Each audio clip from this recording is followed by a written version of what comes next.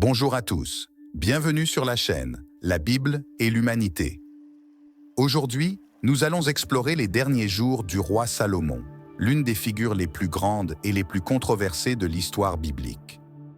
Des événements surnaturels aux tragédies, le parcours de Salomon est une histoire pleine de complexité et de signification.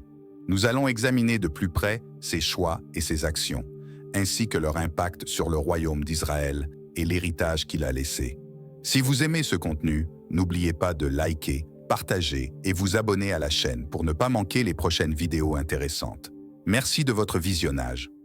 Salomon, également connu sous le nom de roi Salomon, est une figure historique et religieuse célèbre, mentionnée dans la Bible, le Coran et les textes historiques juifs.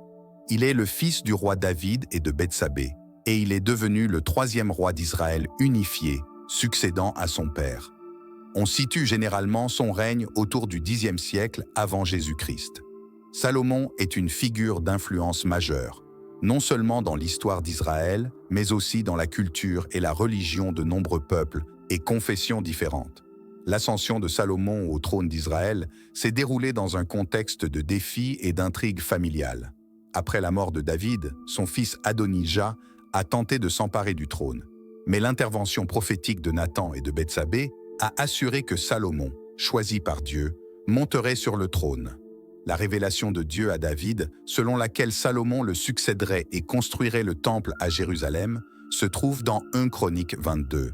Dieu a dit « Tu as versé beaucoup de sang et mené de nombreuses batailles. Tu ne bâtiras pas un temple en mon honneur, car tu as versé beaucoup de sang sur la terre devant moi. Cependant, tu auras un fils qui sera un homme de paix et de repos. Je lui accorderai du repos face à tous ses ennemis alentour, et il apportera paix et sécurité à Israël durant son règne. » Salomon, dont le nom signifie paix, a commencé son règne en promouvant la stabilité et l'unité dans le royaume. La caractéristique la plus remarquable de Salomon, qui le distinguait des autres dirigeants de son époque, était sa sagesse extraordinaire. Au premier jour de son règne, Salomon a établi une alliance significative avec Dieu. Un moment qui souligne non seulement sa sagesse, mais aussi son intention de chercher une guidance divine dans son gouvernement. Cette alliance et ses conditions sont enregistrées dans 1 Roi 3:14. L'événement crucial a eu lieu à Gabaon, où Salomon a offert des sacrifices, une fête pour Dieu. Cette nuit-là, Dieu est apparu à Salomon dans un rêve et a dit « Demande ce que tu veux que je te donne. » En réponse, Salomon a fait preuve d'humilité, reconnaissant la grande responsabilité de diriger le peuple d'Israël et mentionnant particulièrement la nécessité de la sagesse pour juger et gouverner équitablement. Il a reconnu sa totale dépendance envers Dieu pour guider ses pas et prendre des décisions sages au bénéfice des Israélites. Le choix de Salomon de demander la sagesse plutôt que la richesse ou le succès personnel montre son désir de gouverner avec intégrité et justice, reflétant le cœur d'un homme sage et craignant Dieu. La réponse de Dieu à la prière de Salomon est remarquable. Dieu a loué le choix du roi, et en plus de lui accorder la sagesse demandée, il a promis des bénédictions supplémentaires, y compris des richesses et de l'honneur qui seraient inégalés dans toute l'histoire d'Israël. Un épisode célèbre illustrant cette sagesse est le cas de 2 femmes disputant la maternité d'un enfant. L'histoire dans 1 Roi 3, 16, 28 décrit 2 femmes vivant ensemble et ayant accouché en même temps. Cependant, un des enfants est mort, conduisant les 2 femmes à revendiquer l'enfant vivant comme le leur. Face à ce dilemme, les femmes sont allées voir le roi Salomon pour obtenir justice. Si vous trouvez ce segment intéressant, veuillez laisser un commentaire afin que nous puissions continuer à essayer plus fort dans les prochaines vidéos. Abonnez-vous à la chaîne, partagez et cliquez sur la cloche de notification pour recevoir nos dernières vidéos. Au lieu de prendre une décision précipitée, Salomon proposa une solution extraordinaire. Il suggéra de diviser l'enfant en 2 et de donner une moitié à chaque femme. La réaction de chaque femme révéla la véritable mère. La femme qui aimait vraiment l'enfant supplia le roi de ne pas faire de mal à l'enfant et proposa plutôt de le donner à l'autre femme. L'autre femme, qui n'était pas la mère biologique, était d'accord pour diviser l'enfant. La réaction perspicace de Salomon révéla la véritable mère, celle qui était prête à renoncer à son enfant pour le protéger du mal. Ensuite, Salomon déclara que la vraie mère était celle qui montrait un amour maternel authentique et ordonna de donner l'enfant à cette femme. Outre sa sagesse, Salomon est également connu pour ses réalisations impressionnantes, notamment la construction du Temple de Jérusalem. Cette œuvre grandiose ne servait pas seulement de centre spirituel pour le royaume, mais symbolisait également la présence continue de Dieu parmi le peuple d'Israël. La splendeur du temple ne reflétait pas seulement le talent administratif de Salomon, mais aussi la richesse et la prospérité du royaume. Le désir de construire un temple pour Dieu avait été initialement formulé par son père, le roi David. Cependant, c'est Salomon qui réalisa ce noble projet. Les récits bibliques décrivent les détails complexes et les matériaux précieux utilisés dans la construction du temple, tels que le cèdre du Liban pour la structure et l'or pur pour les décorations, reflétant la dévotion et la vénération du roi pour Dieu. Le site choisi pour construire le temple, le mont Moria, avait une signification symbolique profonde, étant également le lieu où Abraham avait démontré sa foi en étant prêt à sacrifier son fils Isaac. Cet acte de foi et d'obéissance préfigurait le temple et mettait en lumière la continuité de la relation spéciale entre Dieu et son peuple. Le temple de Salomon devint le centre culturel et spirituel d'Israël, un symbole d'unité et de dévotion. Salomon se concentra également sur les alliances internationales, consolidant les relations commerciales et diplomatiques. La visite de la reine de Saba, venue tester la sagesse de Salomon, est un exemple notable de ces relations extérieures. Ces événements sont relatés dans le premier livre des Rois, chapitre 10, versets 1 à 13, et dans le deuxième livre des Chroniques, chapitre 9, versets 1 à 12.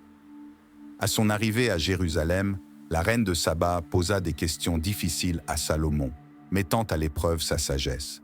La Bible raconte que Salomon répondit à toutes ces questions et qu'aucune n'était trop complexe pour lui. Le voyage de la reine à Jérusalem fut marqué par une caravane impressionnante transportant de grandes quantités d'épices, d'or et de pierres précieuses. L'échange de cadeaux lors de sa visite mit en évidence la nature diplomatique de cette rencontre.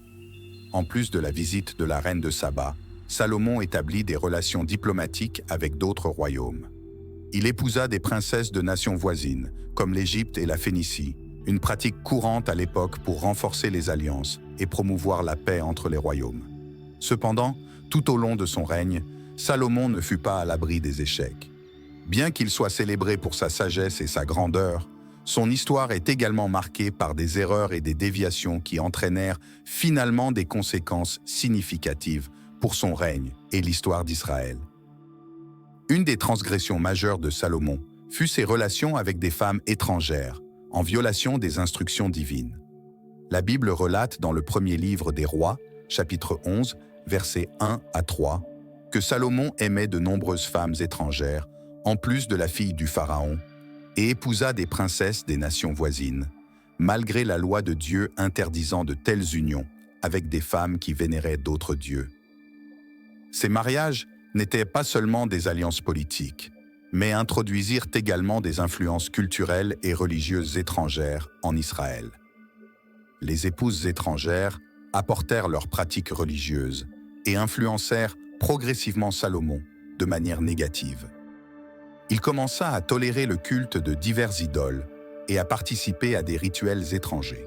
Ces rituels étaient en contradiction avec le culte exclusif du Dieu d'Israël. Le point culminant de l'écart de Salomon fut la construction de temples pour honorer les dieux de ses épouses, un acte en contradiction directe avec les commandements de Dieu. Cette apostasie, incluant la construction d'autels, est détaillée dans le premier livre des Rois, chapitres 11 et 12.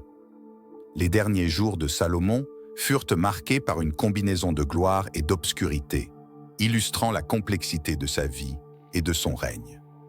En vieillissant, les choix antérieurs de Salomon, en particulier ses mariages avec des femmes étrangères et son acceptation de l'idolâtrie, commencèrent à avoir des impacts négatifs sur son règne. La colère de Dieu se manifesta et il suscita des ennemis contre Salomon. Jéroboam, un fonctionnaire de confiance, se rebella contre le roi et devint un chef de file éminent qui finirait par diriger les tribus du Nord. La mort de Salomon marqua la fin d'une époque. Il mourut après avoir régné pendant 40 ans, laissant un héritage qui comprenait la construction du magnifique temple de Jérusalem et une période de paix et de prospérité sans précédent. La Bible ne fournit pas de détails spécifiques sur la cause exacte de la mort de Salomon. Cependant, dans le premier livre des Rois, chapitre 11, versets 41 à 43, il est écrit « Le reste des actions de Salomon, tout ce qu'il a fait et sa sagesse, cela n'est-il pas écrit dans le livre des Annales de Salomon ? Salomon régna 40 ans sur tout Israël à Jérusalem. Puis Salomon se coucha avec ses ancêtres et fut enterré dans la ville de David, son père. Et Roboam, son fils, régna à sa place. Après la mort de Salomon, son fils Roboam monta sur le trône, ce qui conduisit à la division du royaume d'Israël en deux. Le royaume du Nord dirigé par Jéroboam et le royaume du Sud, comprenant principalement les tribus de Juda et de Benjamin, dirigé par Roboam. Ainsi, les derniers jours de Salomon furent suivis par une transition tumultueuse pour son fils, qui vit le royaume construit par son père se diviser sous le poids de ses décisions. Merci à tous de nous avoir accompagnés dans l'exploration des derniers jours du roi Salomon sur la chaîne Bible et Humanité. À travers l'histoire du roi Salomon, nous voyons clairement la complexité de sa vie et de son règne. Des réalisations grandioses aux erreurs regrettables.